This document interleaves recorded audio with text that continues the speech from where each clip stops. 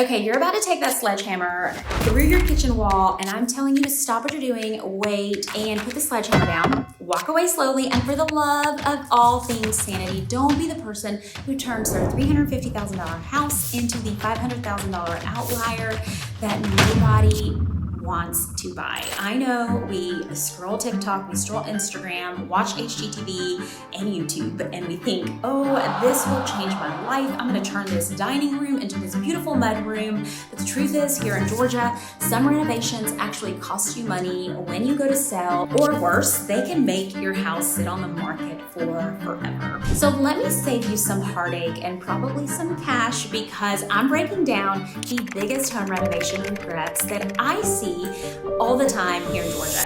All right, let's get started. Some of the biggest mistakes that I see, and I'm talking the number one regret is over renovating for the neighborhood. You're outpricing your home outside of your neighborhood. You love your home, I get it.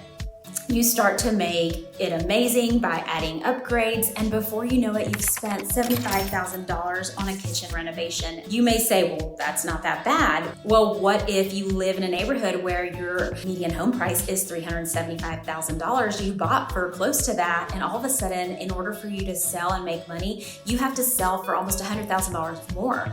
And I'm telling you, buyers aren't going to pay you $100,000 more just because you spent $75,000 on a kitchen because that was your choice. And there are no comps in the area to support your house selling for $100,000 more. So rule number one, don't renovate yourself out of your zip code. Stay in it. And if you don't know what that means, or you're not sure what that means, my team and I can literally give you a market analysis, and we can tell you based on your home, based on the comps, if you're wanting to do some renovations, here's how much you can safely invest so that you get a return for your money when you go to sell. Now, another big regret that I see is people making things way too personal. I get it, like I love some personality as much as anyone, but unless you're planning to stay in that home forever, don't treat it like your custom Barbie dream house. Now, I've seen people build homes that they thought, I'm gonna be here for the rest of my life, and then things change and they have to sell, and they have a hard time selling because of just different things that they did. So maybe like swapping out a bedroom for a giant walk-in closet,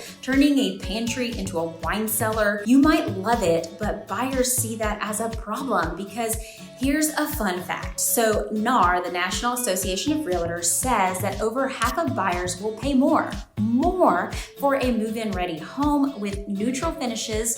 So think classic, not crazy, white kitchens, LVP floors, black or brushed nickel fixtures, things that feel fresh but work for everyone. And so they're looking for a blank slate. They're looking to come into your home and feel like they can put their bags down and live in it. And while we're on kind of the topic of those regrets, bless YouTube for thinking that we're all Chip and Joanna Gaines, or that we can all be them. But if you go to DIY something, sometimes that can definitely kill the deal, because if you've got crooked tile or weird plumbing or electrical that looks like your cousin did it, that isn't an electrician, after watching one video tutorial, that's going to be seen by buyers and inspectors. And so they're either going to walk away completely, start calculating cost, and then you're gonna have to pay for some repair cost at the end that eat into your net profit. Now, another regret that I see is taking out functional spaces like the dining room and converting it into a mudroom. There's a family out there that might want the dining room, and I blame Instagram Reels and TikTok for this, because everyone wants an open concept, but ripping out walls or removing a bedroom can actually hurt your resale. Perfect example, turning a 4-bedroom into a 3-bedroom just to have a massive closet. I get it, I got all the clothes, ladies. I love a big closet, but I promise you, 9 out of 10 buyers would rather have that extra bedroom. And in family areas where you see a lot of young families, one of the big things that I actually see that a lot of people don't think about is people taking out tubs and putting in big showers. I get it, walk-in showers, they're gorgeous, but think young families, they need that tub, because that's how it's easy to give babies a bath. All right, another regret, especially if you're an investor, something I see all the time, and honestly, it's one of the things that make me a little crazy is terrible flips, cheap flips. They don't fool anyone, you guys. And not only that, you might get someone in, your flip may be gorgeous, but when they go to do the inspection, all things are going to be found out. If you bought the cheapest laminate countertops or you just slapped lipstick on a pig, here's the kicker. Appraisers, investors, they're going to see that. And I've had deals fall apart over this. I actually worked a deal recently where it was a gorgeous flip. It was a beautiful flip. They picked all the great fixtures. They picked just beautiful cabinets and the bathrooms were gorgeous. But the inspection was done and all of the things that you didn't see were a big red flag. Things like the crawl space had some mold and the attic space had some issues, so we had to actually cancel and terminate the deal. So if you're an investor, make sure that you're flipping correctly. I get trying to be modern and attracting buyers, but a buyer's gonna want a well-built home, so focus more of your budget on that and then find ways and savvy ways to make your flip look good. And lastly, one of the biggest misconceptions is thinking that every single renovation that you do to your house is gonna add value.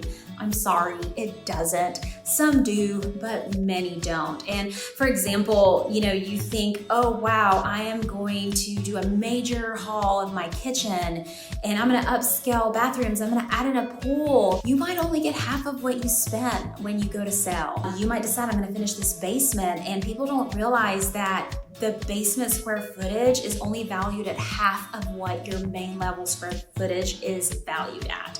So before you spend $50,000, call someone who knows your market and they can tell you exactly what it's worth and what it's not. So here's the biggest takeaway. Renovations can be amazing and done right. They can add a ton of value. But done wrong, they can cost you tens of thousands when you sell. If you're even thinking about selling in the next few years, or you just want to make sure your renovations make sense, you are more than welcome to call me, call my team before you pick up that sledgehammer. We'll tell you where to spend and where to save so you don't end up with regrets. And if you're buying, we'll help you spot these mistakes so you don't overpay for someone else's bad flip. All right, there you have it. The biggest renovation regrets that people have here in Georgia.